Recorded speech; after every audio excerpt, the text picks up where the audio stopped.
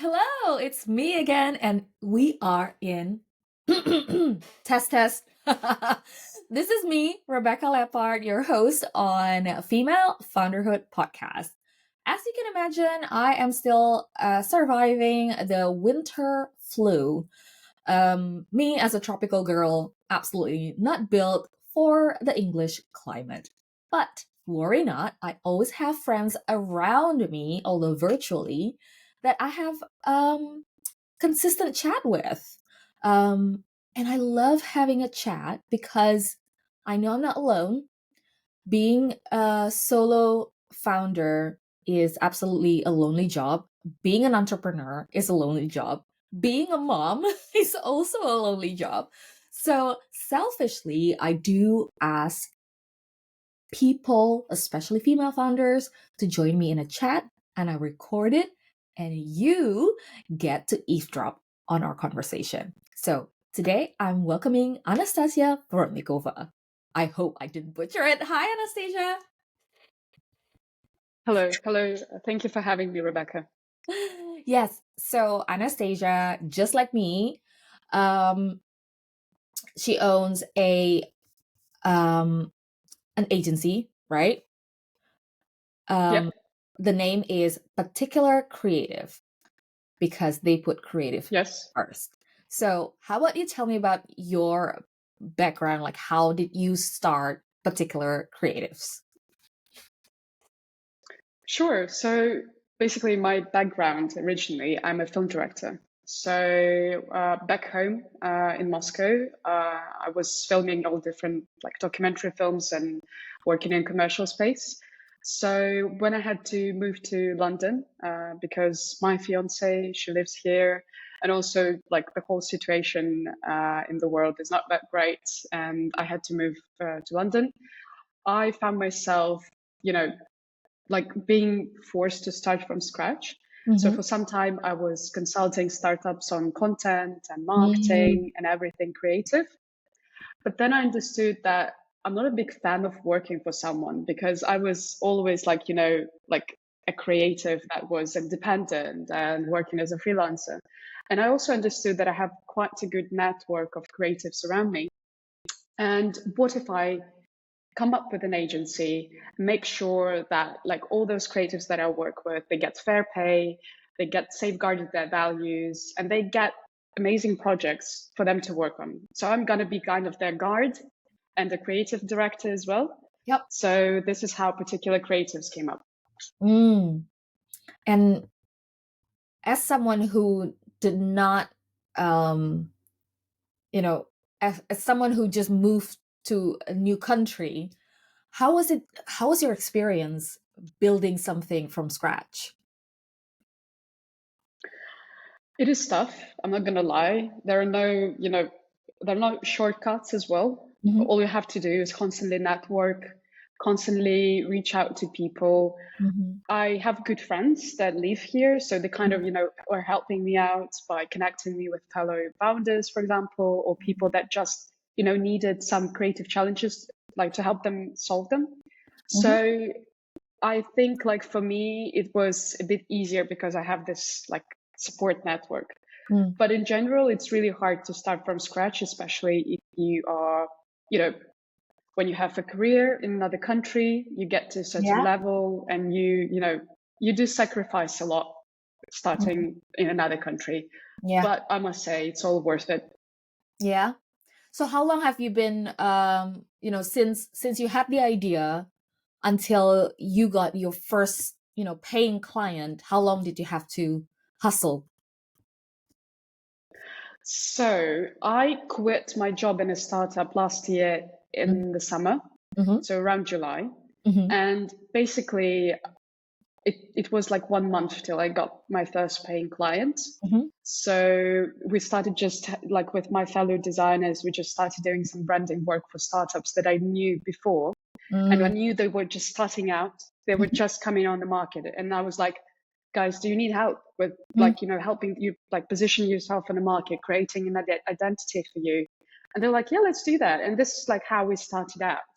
So kind of, I understood that we should focus on startups, should Yep. focus on companies that are beginning their journey to Mhm. kind of, be their helpers Mm, in the beginning of their path. right. And how do you see the struggle when you're starting out? You have to think about your pricing, and at the same time, startups sometimes when they're bootstrapping, they don't have a big budget. Yeah. So how did you get the balance of that? Because pricing has always been top of mind when people are starting, even like a babysitting business, a cupcake business. They have to think about pricing, right? So how is your journey? Yes. That's the toughest thing, because even when I was a film director, Hmm. luckily I had an agent that was figuring out like all this stuff Yeah. with pricing for me. Mm. But now, me being kind of, an agent slash creative director for my creatives, Yeah. I need to, I need to make sure that they're paid fairly. So Hmm. what I do is I firstly, as we say, like we put creatives first, I first ask the creatives like how much they think this job will cost for them. Hmm. And then I make sure that we find like the middle ground with the client. We also understand like that startups in the beginning of their journey, they're bootstrapping, Hmm. or maybe they got the funding, but they need to put it into development or anything else. Exactly. But what we do is we kind of, we help them at this point. Hmm. We kind of give them a discount. Hmm. But after that, we make sure that the next design stage, for example, for them is like developing UX, UI, or something else. Hmm. They come back to us. Hmm. So we kind of, make sure that the price that we wanted is kind of, is How, updated on the next stage. mm, Compensated, I would say. Yeah. yeah, that's good actually, because you know, as an agency owner myself, I do see that as a struggle, and even I offer like, you know what, let's say because I work on a retainer basis, and I would Yeah. normally say, okay, let's do let's say a 6 months or 12-month contract, and then you can pay um this the lower amount on the first 3 months, and then as your business grow or as you gain more funding, you can pay a little bit more, but overall the money is the same at the end of the Yeah. contract. So yeah, I think Sure. we have to be uh, empathetic to the startup founders, and at the same time we also cover our cost, right? That's always a good business strategy. And how about Of course. Yeah. recruiting team? How did you start just by yourself, or you started with a team of freelancers? How was it like? So I have a business partner. He like helps me out with all the things finance, and I do all the, the management and creative work. So I work with freelancers. So it means that we don't have anyone on the payroll. Mm-hmm. And what we do is like I have a team of trusted designers and creatives in all the fields that we cover. And I kind of, just invite them on the project. So this makes like this allows us to pay them a fair fee for their freelance, because like when you're on the payroll, Mm-hmm. sometimes I feel like it's not very good for the creators, because they want to have different projects, and when you're stuck with one team, it kind of, you're on an exclusive term. So this is why we don't hire designers in our team, is we make sure that they can, grow independently by Mm-hmm. taking projects that they want. Mm-hmm. But also when I ask them to come on the project, they're always happy to work with me, and we pay them like the fee that is good for the freelance terms. Yeah. And how about managing? Of course, there's challenges in managing a team that is on payroll, and there's another set of Yeah. challenge managing a team of freelancers. I have heard so many stories about, Rebecca, how do I make it cohesive between two freelancers? In one is the copywriter, one is the video editor. How will I manage that if there's no culture between because Yeah. because it's not a company? So how do you handle that? I think I'm lucky in this way because most of the creatives I work with, they know each other. So this culture has been created, you know, kind of separately from the agency. So Right. we all know each other. We all have pretty much the same background. So most of the creatives I work with, they are also from Russia or from Eastern Europe. They all had to move to Europe right now because of the war. And basically, like, we all have pretty much the same background. So we understand what we talk about. But I'm trying to, you know, expand on, you know, attracting UK freelancers as well. But for now, like, I have a very solid team of freelancers that are from the same background as me. Yeah, that's if you have a back history, that's already like Yeah, half the battle, right? Because yeah, for sure. communication with remote team is very, very challenging when you don't know who you're dealing with, like Yes. the style of giving feedback, etc., etc. So how do you Yeah. so if you were to recruit a freelancer, what tips would you give to other founders? Not an agency, but you know, sometimes founders also need a freelancer, either a consultant or, you know, let's say a social media manager and things like that. What's your advice? I think I will start by doing a background check on your own. Just kind of see like what this person is creating, what their portfolio is, but also don't make any judgment just by the portfolio. Make sure that you have like 1 or 2 calls in person, just to make sure that you understand what's the vibe of the person. Like, there are a lot of small things that attribute to the process that is going to go further with you. So like, how fast or how slow the person is working, because for some people it's just like, you know, the tempo is really important. How, like, is it an introverted or an extroverted person? So you need to understand all this and kind of accommodate your like challenges and see like, okay, this person is going to work, but maybe not for this project, but maybe for the next project. So you kind of, you know, just do this background check and an in-person conversation. But also what I always like to ask is, what do you want to improve? For example, like, where do you want to grow by working with me? So for example, if designers want to work with me, I always ask them like, what are your aspirations in terms of like, what is your ideal project?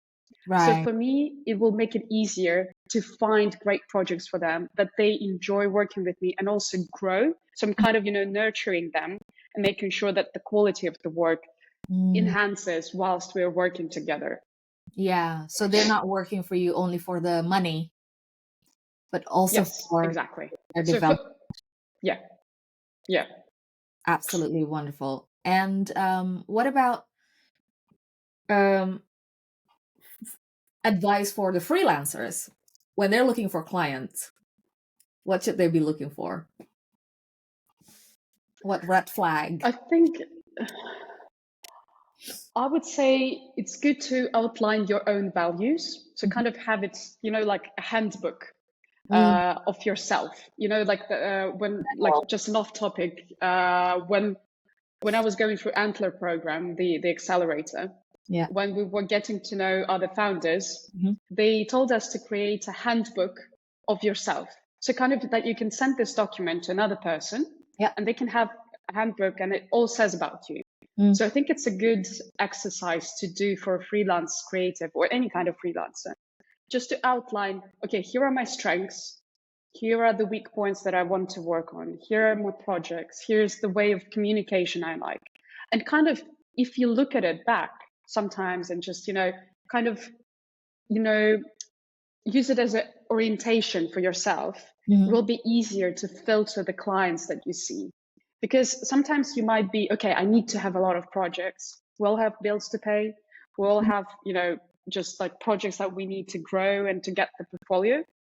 But sometimes it's not worth, you know, jumping on the first available project, because if you won't have this coordination in terms of values, Mhm. it's not going to work for you. You're not going to enjoy it. Mhm.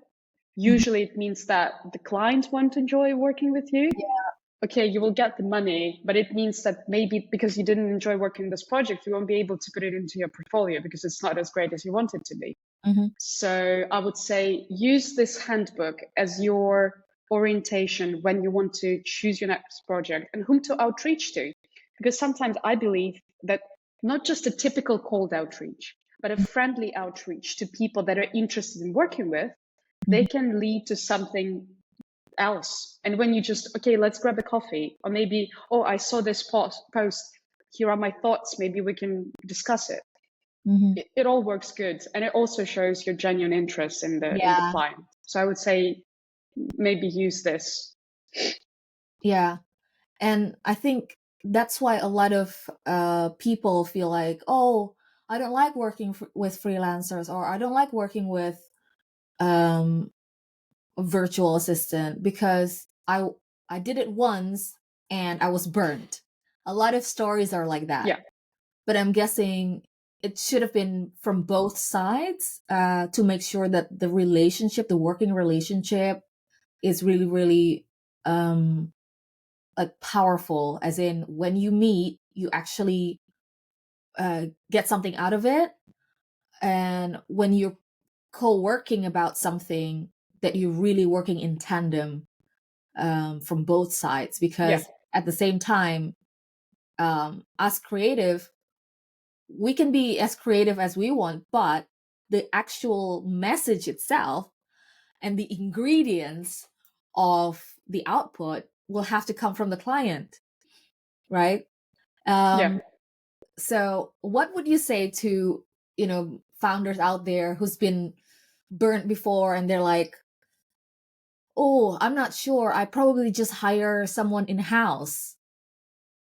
For me, I normally say, well, if you hire someone in-house, it's going to be the same risk, if not more,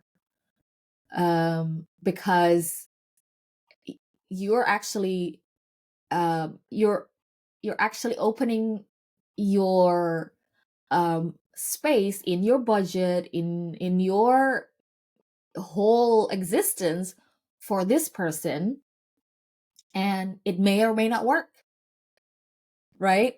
Yes, and it costs a lot. It costs a lot to hire a person. Yeah. Exactly. Just the process itself. Exactly. Just the process of recruitment and getting them on board, and the learning curve, etc. So yeah, what's your advice when someone is at the moment considering between hiring somebody junior to handle, let's say, their content, versus hiring an agency or a freelancer? What's your advice? I would say it all depends on the goals you have.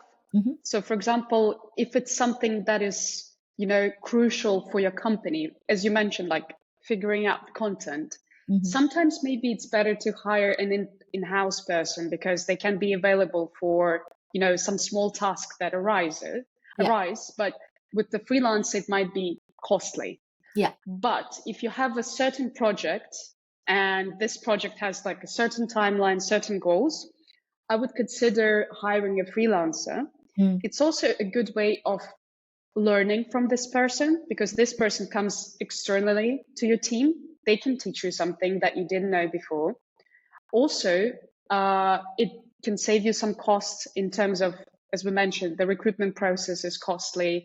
Also, when you, like, for example, if you made a mistake and you need to fire a person, or the person resigns, it also costs you a lot of money. Yeah. So in terms of freelancer, there's a budget, allocated budget, you have a contract, and basically I feel like it's fair to the creatives that they don't sit in one place for too long, because it's really crucial for them to learn more and upgrade themselves. So for example, you can have a recurrent freelancer that you work with, but whilst you don't have any projects, they still know what they are doing with you. For example, they worked with you for one project, but you can call them back in maybe like 3 months. They already know your culture, but for this 3 months, whilst you didn't have anything to do, they were doing something else. They were growing, they were learning, and this can come beneficially to you. And you were not spending money during this 3 months. Yeah. So I think that it just depends on the goals that you need.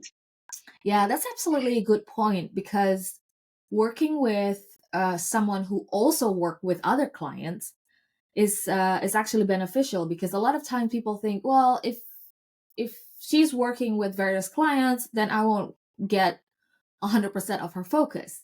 But at the same time, you will also get another, what do you call it, perspective, insight from different industry, best practices from different platforms, for example. So yeah, that should be considered for sure. So tell me more about Catchy. Yeah. So Catchy, it's an app that I'm creating with my two other female co-founders. So we're a full all-female team. Oh. We went through the Antler program.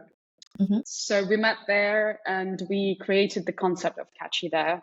Mhm. We in the final we didn't get the investment, but right now we're raising a pre-seed round, so it's going Mhm. good so far. Fingers crossed. Yeah. So this app will be for creative professionals Mhm. to organize their inspiration. Mm. So the idea is that during the day Mhm. we save a lot of stuff. You save it in your notes, screenshots, Mhm. Pinterest, Instagram, YouTube. Like Mhm. there are a lot of apps. Mhm. But when you need it, for example, if you're creating a creative vision presentation, Yeah. it's really hard for you to remember where you saved it. Mhm. And also, how are you able to find it quickly? So what we created is an app that uses cognitive search. So it kind of, imitates your brain. Yeah. We use AI powered search and it allows you to find it quickly. So from all the apps, it all saves in one place. It's your library, it's your pocket creative, I would say, like friend, partner. Yeah. So, and also we want to introduce neuroscience into it because one of my co-founders, she's a neuroscientist. And we want to make sure that our app allows you to improve your creativity. So we will include some stuff that will help you to remember your references better, how you engage with this creative content that you saved, and will improve your creativity in whole so that you don't need to use Catchy that much. So our goal is like that you need to spend less time in our app. Wow. And this is like our goal, I would say. So yeah, we're currently doing that. Yeah. And how does the app work, as in, like, so is it a free download, is it a subscription? It's not live yet. We are launching closely to June. It's going to be a beta version. Right now we have like a very early stage beta testing with some of our clients. It's going to be a subscription based app, but we want to make sure that it's as like the subscription price is affordable as it can be. So because we understand that creatives sometimes you might struggle financially because like there's not that enough jobs out there, but you want to make sure that you have this creative partner in your iPhone or on your web app as well. So we want to make sure that it's very affordable. But yeah, right now we're raising money to develop it fully because right now we do everything in house, all three of us. And it's a bit hard without the developers and everything. But yeah, we are close to closing our round. So yeah, we'll keep you updated on that. Oh, yes, that's so exciting. So you started Particular Creative less than a year ago. Yeah. And then now you're starting something.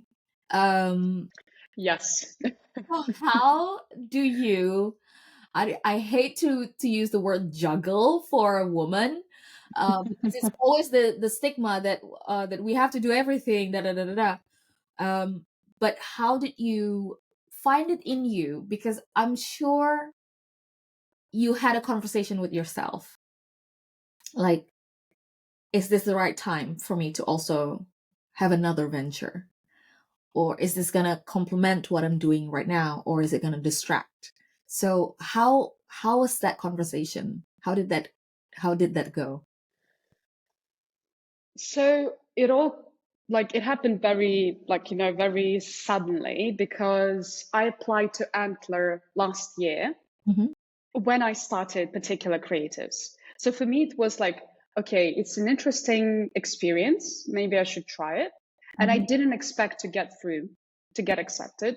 So when I got accepted, it was September. So we started in October and the program was 10 weeks. So we finished around December.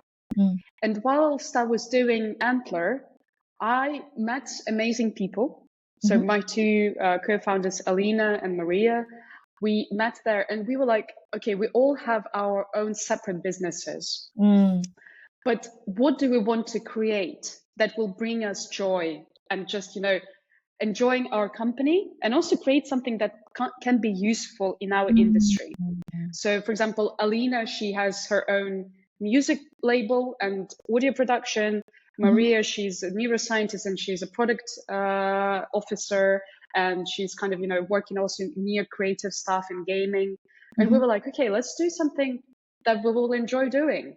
And we came up with this idea of Catchy through our problems and challenges that we face, that we save a lot of files during the day, then we can't find them, then we can't remember how to find them. And we're like, this is a problem worth solving. Why won't we try it and just see how it goes?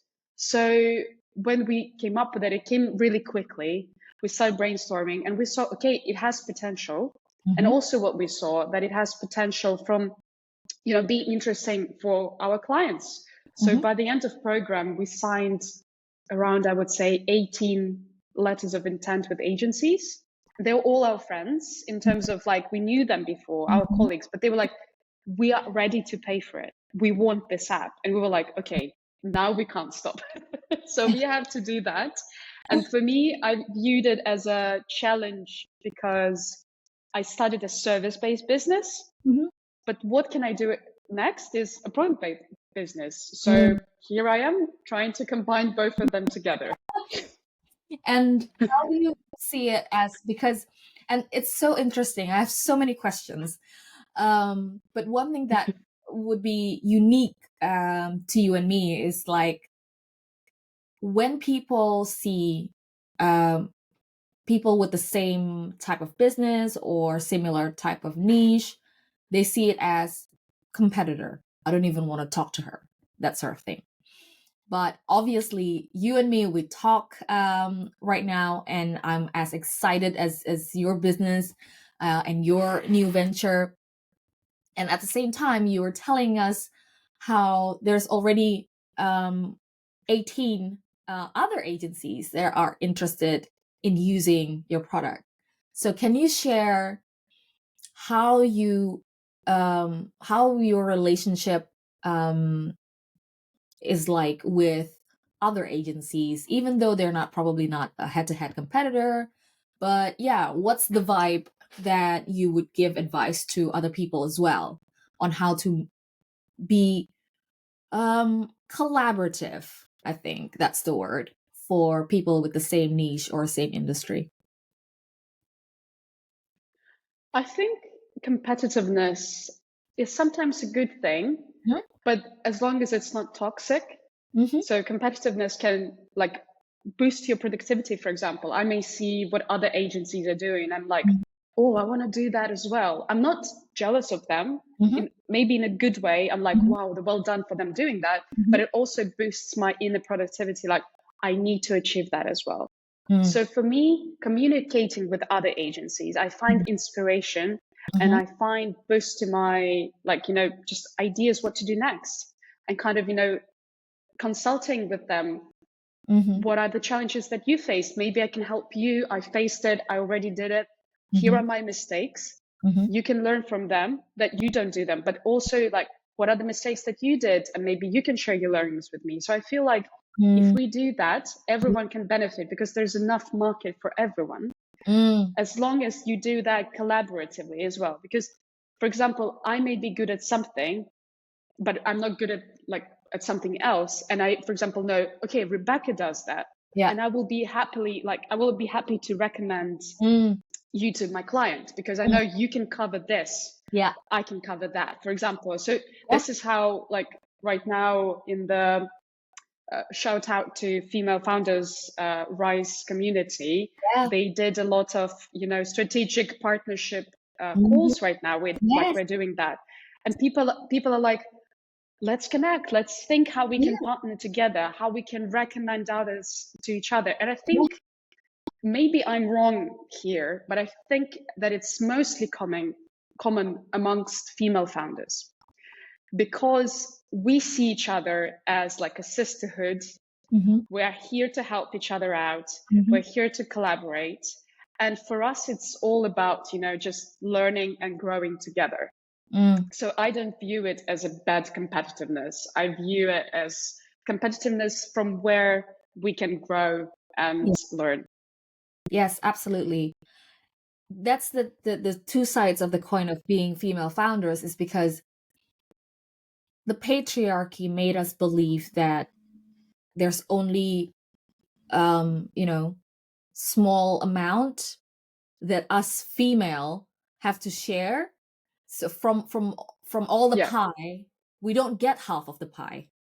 We only have one slice of the pie, and every female founder will have to fight for that one slice of pie. And I think because of that, it became quite catty, the competition, because the mindset is like, well, there's only so much. But as soon as we know that, hey, there is enough business in the world for all of us, no matter what gender and so on, we can get out of that mental imprisonment, and we can say, you know what, actually, instead of competing, trying to win one client, why don't we work together to win that client, so that us as a collective, we get more piece of the pie, because what we are fighting against is not each other, but the patriarchy, the domination. Exactly. Yes. Right? That's absolutely why we love being in this community. And speaking of community, how have you found the Female Founders Rise helping you in your business? Oh, it's amazing. I've never been a part of any founder community, because for me, I always viewed it as people are just, charging money for you to attend network events and no one cares about you. So this was my understanding of how it works. But when I met Emmy, and when I met the whole Female Founders Rise community at some of the in-person events, I was so amazed by the amount of energy in one place where everyone is genuinely eager to help each other out. And it's not about, just being like on the facade, being like genuinely happy. They're like literally genuinely happy to help you out. And Emmy, she for example, I'm a very introverted person. For me, networking is kind of hard. I'm not that good at it. And she would see me, she would introduce me to other people, and it felt like you're being taken care of, which is really important when you're starting out, because it's such a big world out there. You're starting out as like a very young founder, and you don't know what to do, especially female founders. I feel like we all need to stay together and empower each other. So with Female Founders, right, for sure, I felt the immense support, and just felt that they were helping me out. And also they do incredible events from which I learned a lot. And also I found a lot of clients there, because there are female founders there that needed services that I could provide, and I viewed it, okay, this is a great bonus to all of this. I'm getting a lot of new knowledge and also getting new clients. Why not? So I totally recommend your listeners, female founders, to join, because I feel there's an immense support there. Yeah. And as an introvert, what's your advice now that you've going out there, you get clients, etc.? Whereas, and we know this, that we are now big on personal branding, right? What's your advice now for the introverts out there to get that airtime, quote unquote, and get the attention? And especially, I don't know if you notice, people or women in the UK is so different culturally in terms of personal branding and marketing themselves versus our female founders in the US, for example. They're very out and proud and loud about what they're doing. But of course, it's part of their culture. And you and me as outsiders, we see this as like, oh, very stark difference. So what would your advice be for the introverts out there? I would start by saying that sometimes people don't understand correctly what introverts mean. So Mhm. I would explain it as introverts are people that they just gain energy from being alone. Yep. But it doesn't mean that they are not, very happy and outgoing when they're in person, but they have a certain limit. So Yep. what I would do and how I would view networking as like going to the gym. When you start going to the gym, you don't go next to like the heavy weights and start, pulling heavy weights straight away. You're not doing that. You kind of pace yourself. So I feel like with networking, it's the same. Mm. Set yourself a goal at the event. Mm-hmm. When some people say like it's up to 6 people, I would say start with 3. Mm-hmm. Just try to get to know them, exchange LinkedIn's, continue conversation online, and find yourself a pace that is comfortable for you. Mm-hmm. Don't get this FOMO of, oh, I need to network with everyone. Oh, this event is so short on time. I need to get to know everyone. Don't do that, because you won't get any quality of this networking, but also you will feel very drained afterwards. You need to pace yourself. It's a marathon. Yep. It's not a sprint for sure. Mm-hmm. And it is hard, but I must say that as long as you get into it and you get good people around you, it gets easier.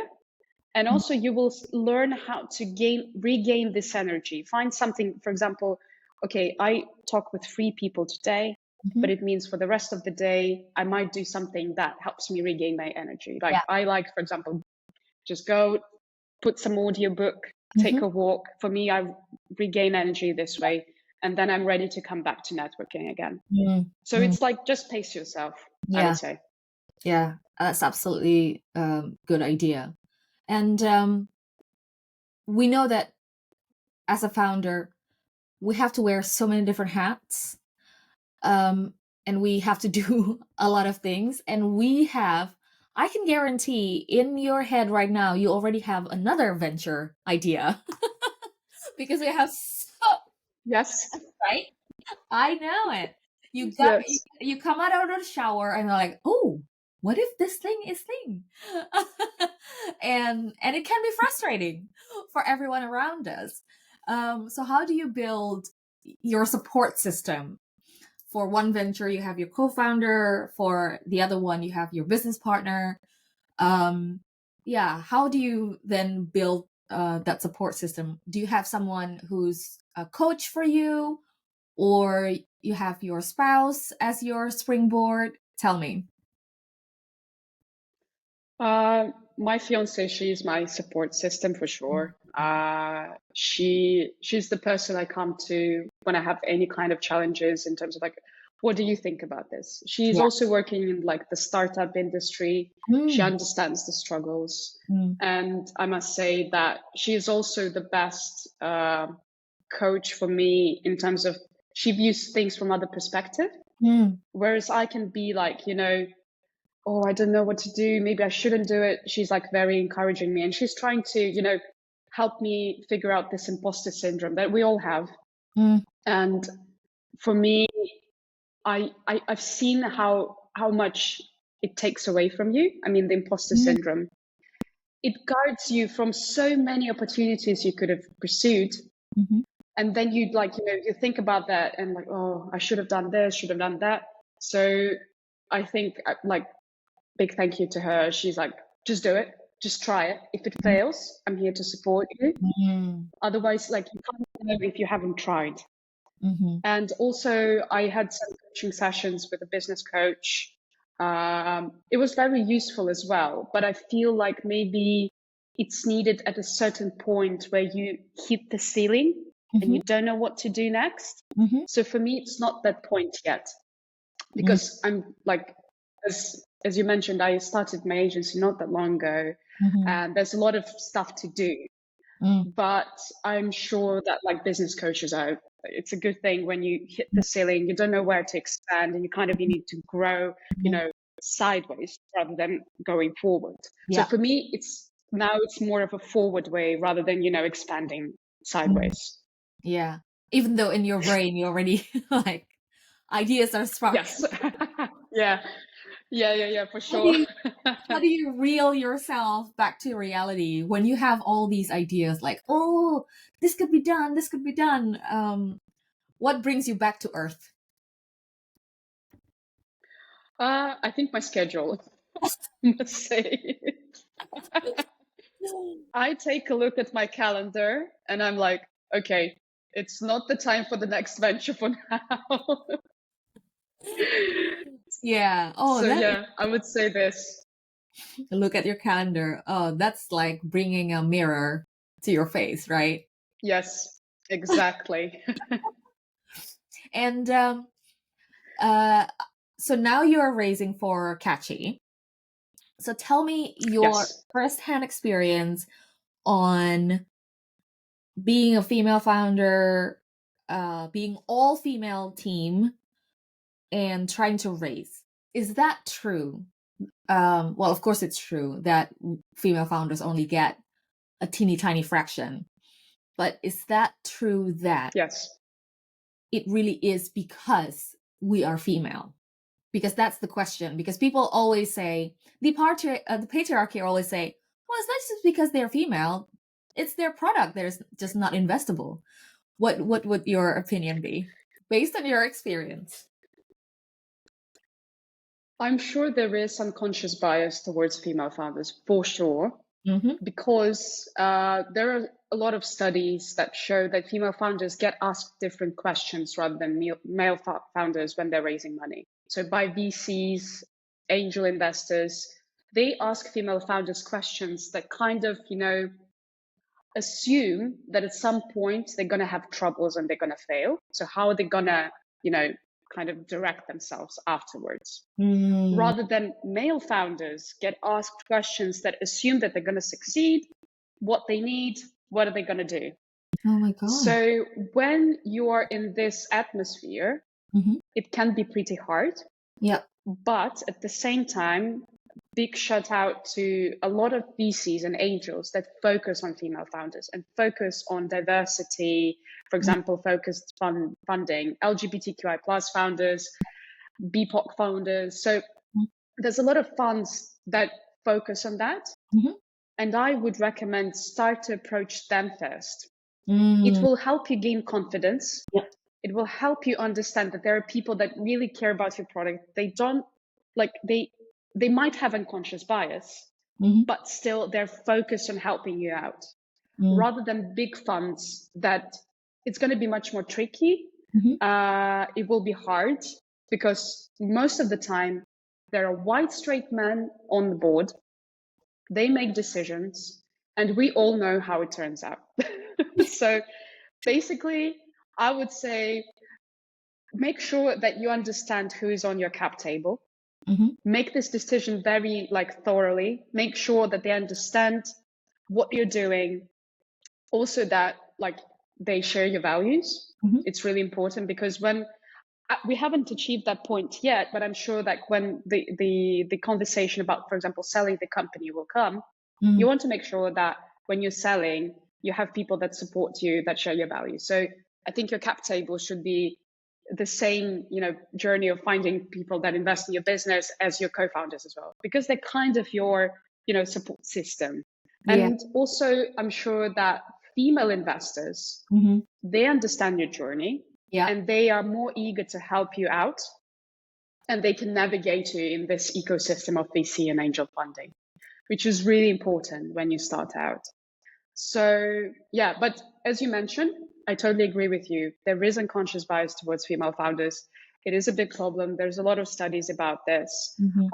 and it shows that it's not equal, unfortunately. Mm. But there are options where we can try and get investment and still continue fighting for it. Yeah. A lot of great companies were founded by women, and I'm sure if you ask them, they will tell you the same stuff of, having problems with raising because they were female, because there was unconscious bias towards them. Yes. It's amazing that it's so blatant Yeah. Have you ever come across a story or an idea, or even from yourself and your co-founders, how to redirect that sort of intimidating, pessimistic questions when you're I would say, like, it's the same story as when, for example, there are studies that show if there's a man applying to the job, Mhm. they will see if they, for example, they fit 60% of the job requirements, they will still say, Mhm. I'm going to apply. Mhm. When a woman is applying to a job, even if they don't fit, like if they fit 90%, but not 100%, Yep. they would consider not applying because they're not good enough. Mm. So what I would say is it's all about confidence. Mhm. We should learn from this white straight men, their confidence. We should learn that and kind of, put it on ourselves and be like, I'm confident that my business is going to succeed. Here are Mhm. the numbers, here are the projections. I have experience, I have Mhm. expertise, and I'm building this product because I know what to do. Mm. So I think this confidence it's important, and it kind of helps you to redirect these questions, kind of Yeah. redirect them to the area that you are confident in. Mm. So I would say, yeah, this is something to learn from those men. Well, yeah, of course. Learn from your opponent, right? Um, Yes, exactly. Yes. right. If you're playing tennis, see what they're doing, and you Yeah, know, um, because and that actually reminds me back again to the question of personal branding, because if, like you said, um, going to the gym, start with 1K run before you go to 5K run, and so on. yeah, I'm guessing with your tips just now, wouldn't it be a good practice for us to quote unquote sell ourselves on social media, on LinkedIn especially, that look, I know about this stuff, I'm good at this stuff, you should give me money for this stuff. The vibe is like that on social media, so that when you come across this sort of reactions from potential investors, you already know how to counter it, because you've done it so many times. Every single day you're posting something that is um about you and your expertise, about you and your product or services, and you see people liking your posts, commenting positively. um wouldn't you say that's also a good thing about building your personal brand? of course. I'm so bad at it. I'm just trying to get into this LinkedIn game. Mhm. But for me, I'm always like, who's going to read this? Why is it interesting to other people? Mhm. Why would they spend their time? And I'm okay. I will try and post once a week, then maybe twice a week. And kind of like, as I mentioned in the gym, you just increase. And I've seen a lot of people like doing that, and they get a lot of traction afterwards. They Mhm. get clients Mhm. afterwards, and Mhm. it's like, it's very productive for them. Mhm. But it's also about, fighting this inner imposter syndrome of being sure that you are the person that is eligible to talk about this. Mhm. It's really hard to convince yourself most of the time. So I must say, it's like it's a hard thing to do, but it's so worth it, and it's so important. So I'm in the process of this, and I'm like constantly trying to challenge myself and just to write something. I haven't written a post yet today, but I'm for sure gonna. So like, yeah, it's all like I'm trying. I'm even putting it into my to-do list every day, and kind of seeing how it goes. Yeah, absolutely. So thank you for being vulnerable, because people always assume, well, Anastasia works in marketing and she's a creative, it must be easy for her. Oh no, no, it's not. Uh, I'm like, when it comes to writing something down, I just think like, oh, but it's so basic. Like I always think like, but it's something that everyone knows. So mm, it's very hard, to turn off this understanding. Like maybe some people don't know this. It might be interesting for some yeah. people. it's really hard to, to see that. So yeah, even when you're in the creative industry, it's not that easy, coming up constantly every day with something to write about. Yeah, that's why we need catchy. Yeah, for sure. It will help you with your inspiration. Exactly. Or when you see Yeah, other people's posts and you're inspired by it, you can take a screenshot yeah, and go catchy. yeah, yeah, God yeah, knows for how sure. many screenshots I have on my phone. Oh, we did a poll when we were in Antler, when we were coming with the pitch deck.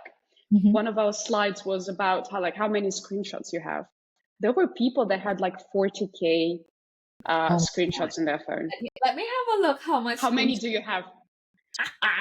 I'm gonna see it for myself as well. Let's check it.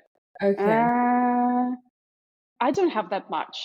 It's like around 400, but I do clean them. I do sometimes delete something that I don't need. I don't clean anything other than my face. I have 2,394 screenshots, ladies and gentlemen. Amazing. As soon as Catchy is live, Yeah. I will send you the link and you can upload your screenshots and we will sort it for you. Yes, please. I mean, sign me up for a beta tester or a focus group, whatever. Sure. Sign me up. Because I'm gonna be Amazing. Will do. agency number 19 in your letter of intent. Let's do that. Let's do that. Absolutely. Because again, especially agencies, we serve so many different clients. And when we take a screenshot, Yeah. sometimes we don't even remember which client we're talking about here.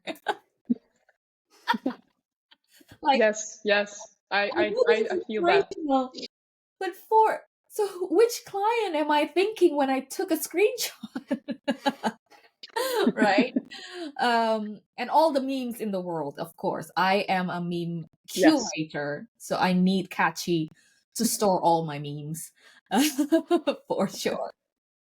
So, my last question to you is that having all these experiences you've had, you moved from a country who's at war, you move to a country to be with your fiance as well, starting two new ventures within a year. If and when Anastasia is king, what does that kingdom look like in your ideal world? Firstly, I would say that there should be equality Mm, in everything. mm, And I think from there it goes that there will be no wars. There will mhm, be, equal opportunities for people from different backgrounds. mhm, And also diversity. I think that it's a key for us. Like it even shows in companies, there are some studies that show, for example, if you have a diverse team, mhm. it increases your productivity, it increases even revenue for companies. Yeah. So I feel like if we're going to celebrate diversity and equality Mhm. in my kingdom or wherever it may be, I feel that it's the key and that it's like the main thing that we should focus on. And all other things in terms of, being happy, being successful, being productive, having enough money for yourself, it all comes from there. Mm, So it's like, like a very big net of things coming from each other. And yeah. yeah, my main focus will be equality and diversity. Yes, absolutely beautiful. Well, thank you so much, Anastasia. I do hope eventually you will be king to rule us all Thank because you. I want to subscribe Thank you, Rebecca. diversity, equity, and inclusion. So, thank you, listeners, for tuning Yes. in. And I suspect I will be back here next week for yet another conversation with another amazing, fabulous female founder. So, see you in the next episode.